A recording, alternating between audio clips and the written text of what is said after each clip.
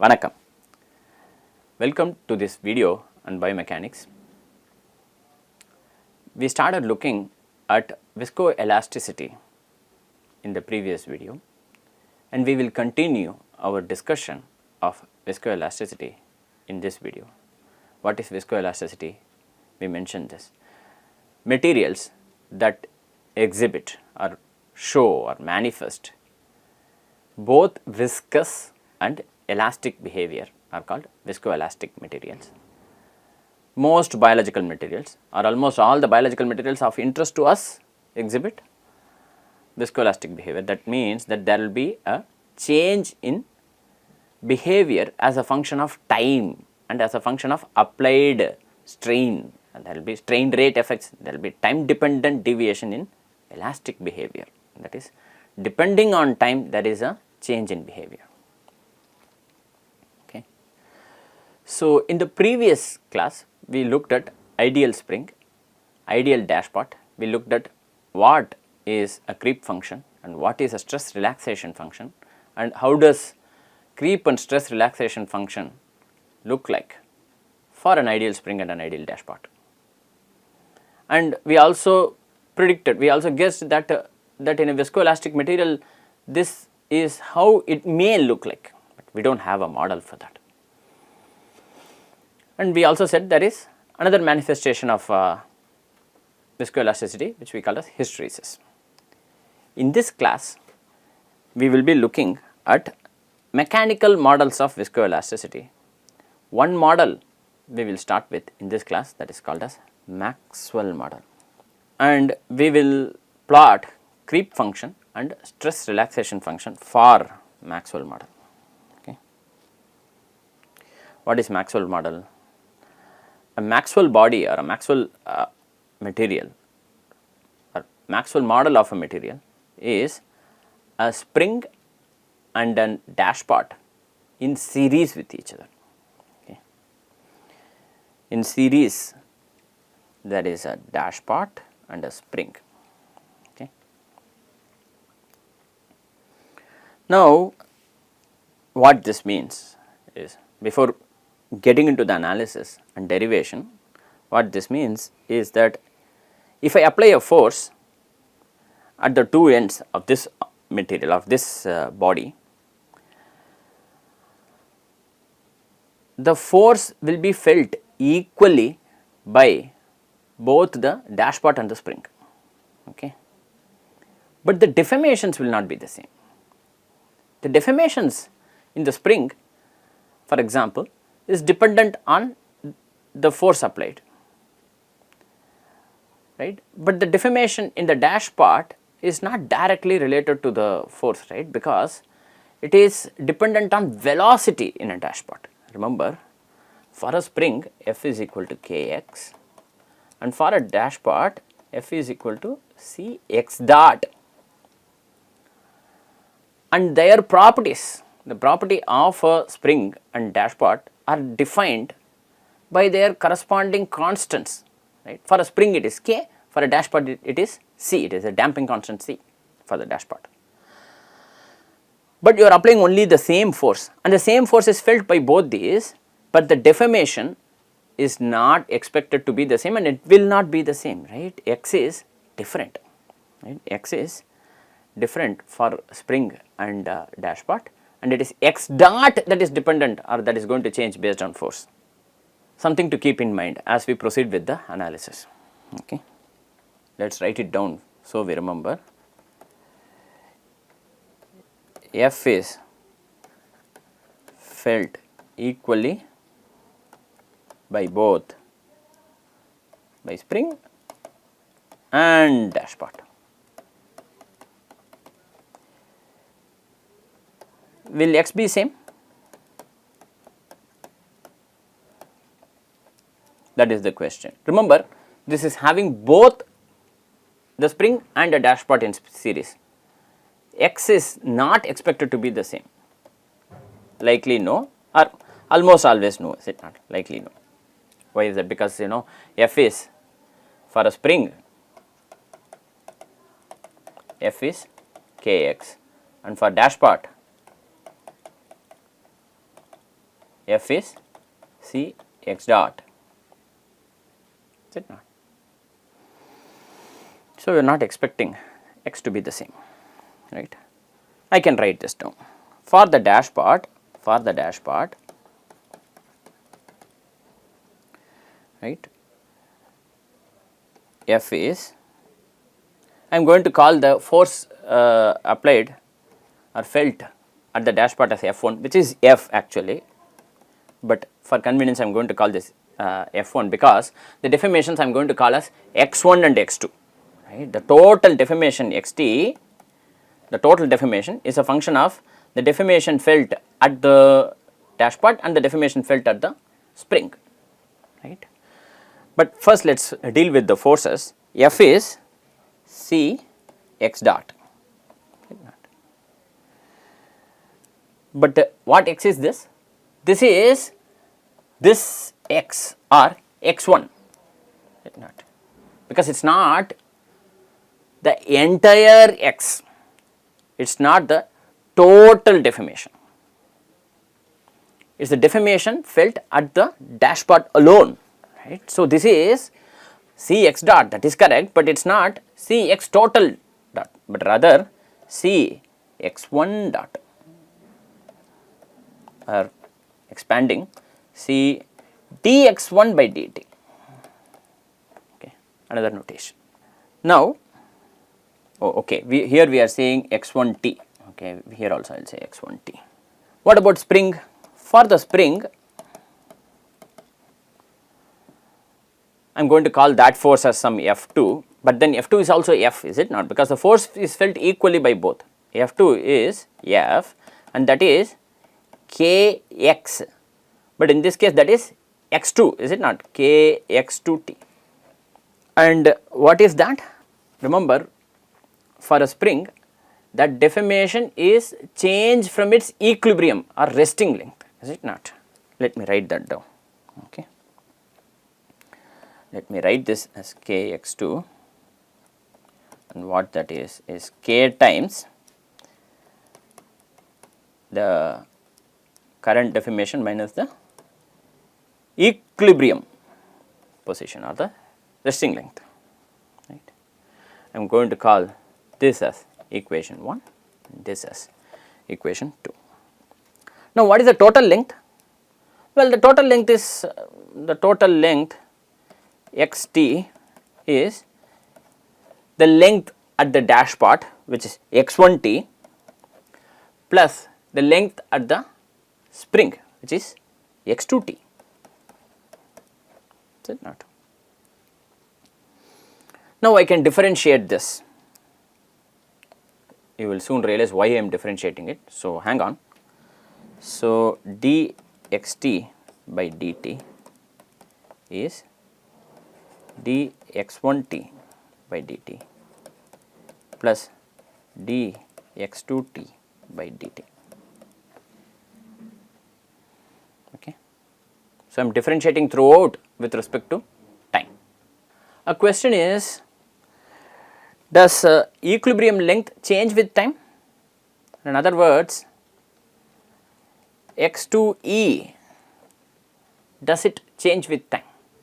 Well, this is an ideal spring, its equilibrium length is something, is a constant for that spring, its resting length, its equilibrium length is something, is a constant for that ideal spring. So, dx2e by dt is 0. In other words, let me write this down. Equilibrium length, for clarity I am writing this down, equilibrium length of the ideal spring or the spring in general does not change with time. That is dx2e by dt is 0. That is how I am getting it. Okay. So, dx by dt is dx1 by dt plus dx2t. Okay, for clarity, that is dx2t by dt. Now, let us also, for clarity, let me rewrite equation 1 and equation 2 in this slide. What is equation 1? Equation 1 is f1 is c dx1 by dt. Equation 1 is f1 is equal to f is c dx1 t by dt. Okay. And the force felt by the spring F2 is, which is F, that is K x2 t. This is equation 1 and this is equation 2. Now, I can write dx1 t by dt as F by c. From equation 1, I can write dx1 t by dt as F by c. And what is dx2 by dt? That is df2 by dt times k, is it not? Because if I have to differentiate equation 2, okay, what is equation 2? That is f2 is, or f2 is f is k x2 t. Now, if I differentiate on both sides, I get df by dt is k times dx2t by dt. This is what I am getting. Let me rewrite this as dx2t by dt is 1 by k times df by dt. Is it not? So, this is 1 by k times df by dt. Now, I have expressions for dx1 by dt and dx2 by dt. Now, I can substitute them. Okay. So, I get dx by dt as f by c plus df by dt, the whole thing divided by k. 1 by k times df by dt is df by dt divided by k. Now, what is this? This is the equation relating,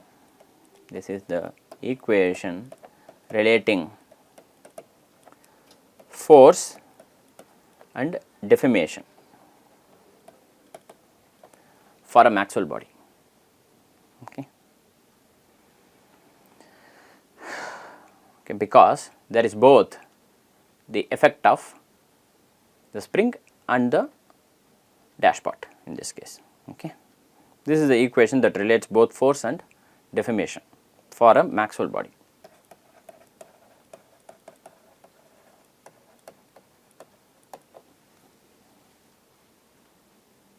Okay. Now, if I want to test creep, what would I do? I am applying a force of a known force F naught at time t equal to 0. And I am checking what happens in the spring and the dashpot. Well, the first thing is that because the application of force is sudden and abrupt, right, at time t equal to 0, there will be no deformation in the dashpot. In the dashpot, there will be no deformation because it is, that force is c x dot, is it not? But the spring will immediately respond. The spring will immediately respond, and that deformation is F naught by k. That deformation that will be felt is F naught by k. So, at time t equal to 0, the force that is felt is related to the displacement as x of 0 is F of 0 by k. And this is the initial condition for both creep and stress relaxation. This is the initial condition. Okay. So, that is f of t equal to 0, the x is F naught by k. Okay. Why is this? Because the dashpot cannot immediately respond.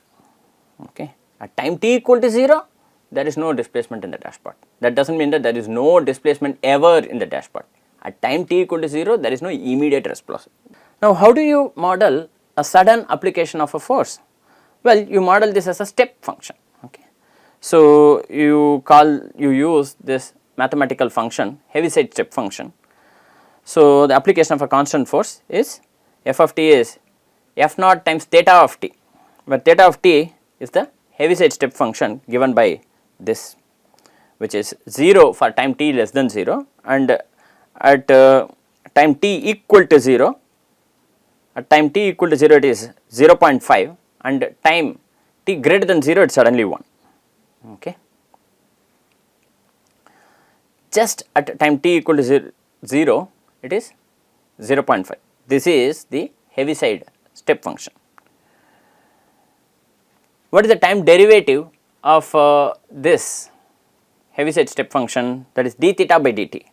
That is the direct delta function delta of t. What is this? This is at time t equal to 0, at time t equal to 0 this is 1 or very large value, and everywhere else it is 0. Well, this is actually not a physically realizable function, but we are discussing theory here. So, theoretically at exactly time t equal to 0, d theta by dt is very high, and at all other values d theta by dt is 0. Okay. This is the direct delta function delta of t. What is the value or how to model this direct delta function? Well, if I take a really small time window capital T, when the time is less than half of capital T, right, or in other words, if delta of t is equal to minus, this is equal to 0 for when small t is less than minus capital T by 2 and is 1 by capital T for t between or small t between minus capital T by 2 and plus capital T by 2, and is again 0 for small t greater than capital T by 2.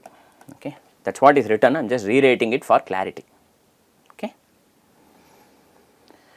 Now, if I want to test stress relaxation, I apply a sudden deformation x naught at time t equal to 0.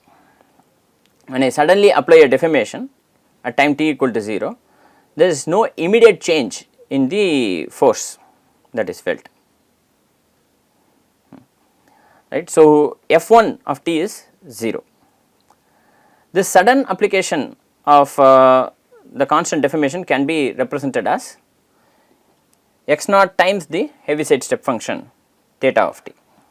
Okay. Now, what will be the response of the Maxwell body to the applied force F? That will be F naught, there will be some force F naught times theta of t. Suppose I am applying a force F of t, which is F naught times the Heaviside step function theta of t. It will be x is F naught times 1 by k plus t by c, is it not?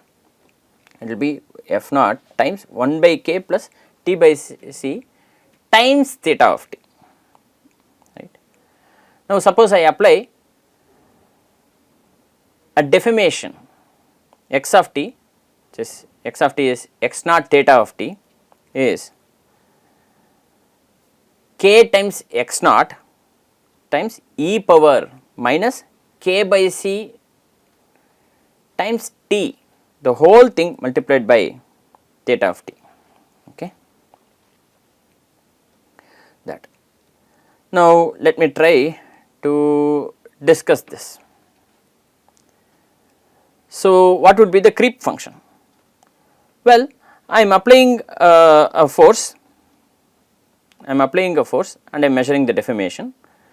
Well, there is an immediate spring like response, right, that is the deformation increases and then the deformation continues to increase in time. Why is that? Because initially the spring is recruited and then slowly the effect of the dashpot comes into the picture. So, slowly there is an increase in deformation with time, with passage of time, okay. That is, it creeps linearly in time because of the dashpot. This is due to the spring and this is due to the dashpot. And then I am removing the stress or the force that is applied, and then there is immediate response to the spring value and then it remains a constant, okay. When the force is removed, the deformation immediately decreases to the spring component and then there is no more creep, the creep disappears, right, due to the dashpot. So, this is a simple linear combination of individual responses of the two elements. So, there are two elements, spring and dashpot. What is happening is a simple linear response. So, the creep response is a combination of or a linear combination of the two individual responses of the individual components, okay.